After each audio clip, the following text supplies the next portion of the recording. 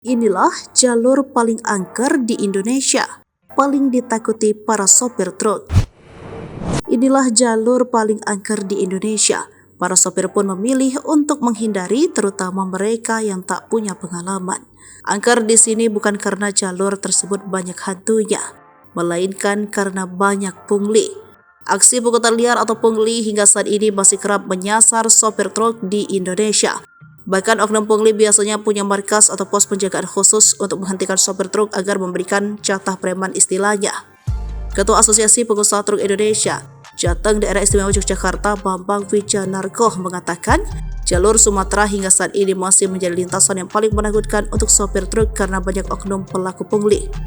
Bambang menjelaskan PKJR adalah tempat pemungutan dana dari sejumlah oknum terhadap sopir truk, tapi bukan retribusi legal. Biasanya oknum yang memungut dana adalah pemuda setempat dengan kedok untuk pembangunan desa.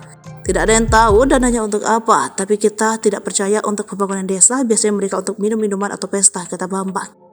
Kadang-kadang yang jaga PKJR itu pemuda yang beraroma alkohol dengan tampilan seperti preman yang bertato, anting-anting, dan sebagainya. Oleh karena itu, dalam menjadi mitra sopir truk, biasanya para pengusaha tidak akan sembarangan memberikan tugas untuk melintasi jalur Sumatera. Sebab bila sopir tidak punya pengalaman dengan jalur tersebut justru akan menjadi bahaya karena menjadi sasaran oknum pungli.